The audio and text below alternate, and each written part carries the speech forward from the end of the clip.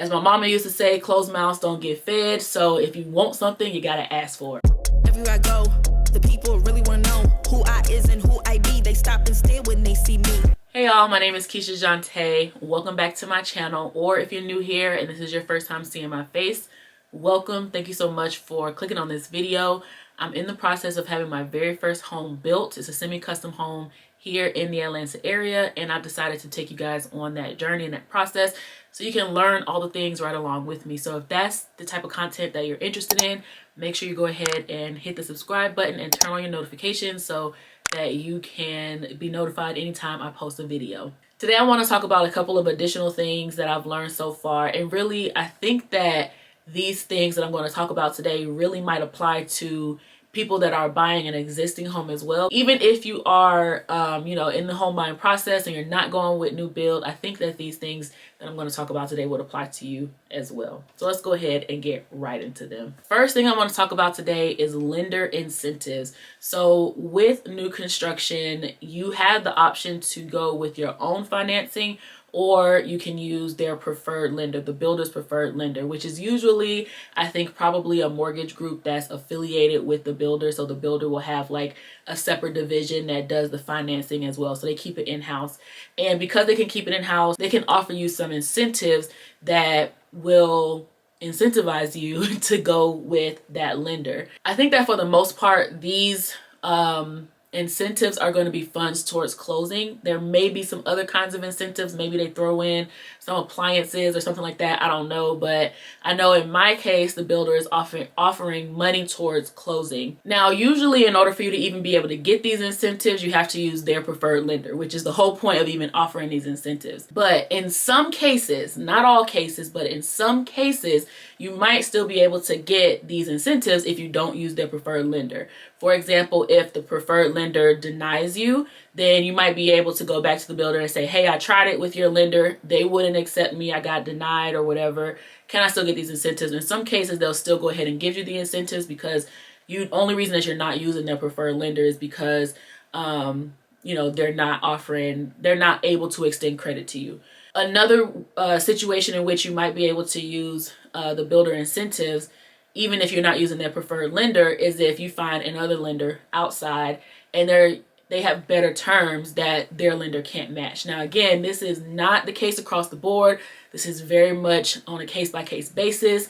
This is not the case for me, unfortunately, but I've seen people say that they were able to go back to the builder and say, hey, I tried it with your lender. They can't match these terms that I found somewhere else. And it really, is still overall a better deal if I go somewhere else. And they're still able to get those builder incentives. At least they've tried with the builder's preferred lender. So it's something to ask about. Ask the salesperson, hey, if I were to go with another lender because, your lender doesn't approve me, or I can get a better deal somewhere else, can I still get those builder incentives? As my mama used to say, closed mouths don't get fed. So if you want something, you got to ask for it, right? So that's the first thing. The second thing that you really need to make sure that you do before you sign your contract is to read the contract, okay? Read the contract, and if there's anything in there that's not clear, that doesn't make sense, that you're unsure of, then ask what it means. Now, in my case, my sales consultant, he was adamant that he go over the contract point by point, paragraph by paragraph with my real estate agent and I. Shout out to Ursula. I don't think I've ever mentioned on a video, my real estate agent's name is Ursula. She's amazing. We went to college together. I have her information down in the description box. So if you're in Atlanta and you're looking for a real estate agent, make sure you check her out. But back to what I was saying, he was very adamant that he would go over the contract with both of us. As a matter of fact, before he sent it to us, he was like, hey, let me know a good time for us to jump on a call together so I can go over the contract. And Ursula was like, I got it. I know how to read a contract. It's not that big of a deal. We can do this. Just send it to me. I'll look over it. I'll explain it. He was like, no, I'm going to explain it. When do you have time? So we were like, okay, let's go ahead and get on this call. And he went over every single last detail. Obviously, you might have some people think that, well, they're going to only point out things that, they really want you to know, and they're going to kind of gloss over the things that they really don't want you to know. But in my case, he went point by point, and I read over it myself. This is not a Facebook terms and conditions type of situation. This ain't an Apple terms and conditions type of situation where we just accept. I read over the contract myself before I signed it because I wanted to make sure that I understood what was in it, because this is a, you know, couple $100,000 deal and I wanted to make sure I understood what I was signing. So make sure you read the contract, and or have somebody read the contract for you that's on your side, so that you can understand what's in it and you can understand what you're signing. My third and final point for this video is, if you're building in an HOA community, which I would be willing to bet that if you're building a new construction, you're building in an HOA community, it's so important. I think a lot of people skip this part. It's so important for you to get a copy of the HOA documents up front. Sit with them, read over them, figure out what you can and can't do with your home, what the restrictions are in the community, what the covenants, the bylaws, all those things are before you sign the contract, so that you can really know what you're getting into and if you're willing to live with it, because you're going to have to live with it regardless of whether you knew beforehand or after the fact what those restrictions are. And I know a lot of people don't like HOAs. You know, I think they serve their purpose. Some situations may be not as great as other situations. HOAs vary in how restrictive they are. So it's really important that once you find your community, you find the house, the floor plan that you want, you find the lot of your dreams, you make sure that it's going to be a place that you actually enjoy living. And part of that is going to be the HOA covenants, the bylaws, the restrictions, whatever you want to call them. And you can get a copy of this documentation before you sign, before you purchase your home. Now, the salespeople might not be able to give you a copy of it, but they should at least be able to tell you who's in charge of managing that community, and you can go to them and get a copy of it. And I've done this twice. So if you watched my very first video, I mentioned that there was a home that I was like, I just knew that I was going to buy it. I knew the house was mine. It was in an HOA community, and months before, you know, we got to the point to where I was, you know, walking away from it really, but months before it got to the point where the sellers were ready to put their house on the market, I was able to contact the HOA management company and get a copy of the closing, or not the closing documents, to get a copy of the HOA documents. And really, they'll only ask you, all they're going to ask you, at least in my case, and both the times that I've asked for HOA documents, all they ask you is what community and what's your email address. Like, you don't have to give them documents of like, you know, this is the house that I'm looking at buying, I'm doing this, I'm doing this. They will give you their documents if you ask for them.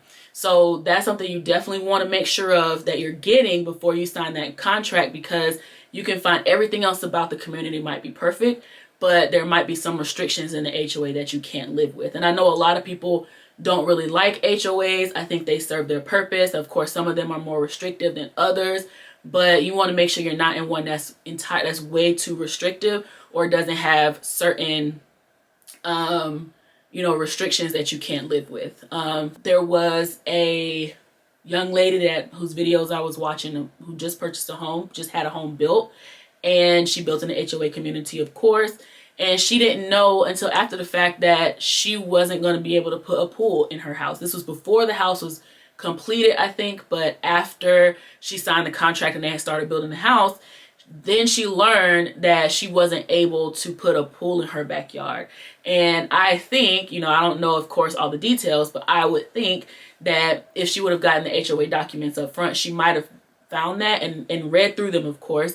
She might have found that out, and maybe that could have been a deal breaker, and she could have found another community that she could put a pool in her backyard in. All HOAs are not created equal. I've said that before. Some are more restrictive than others. There's going to be some that you can't do anything, and there's going to be some that are just like, you know, just make sure your house looks nice, okay? Just, that's all we ask for. Make sure your house looks nice. So out of the 3 things that I've talked about today, I think that is the most important thing, is to make sure you get those HOA documents, because you could go from living in a home that, you know, is supposed to be your forever home and that you love, to being somewhere that you really don't like living and it's super miserable for you because now you're in this HOA and they have all of these restrictions that you didn't know about. That's all I got for you today. Again, those 3 things were: check on your lender incentives to see if you have to use the preferred lender in order to get them, or if there's ways around that.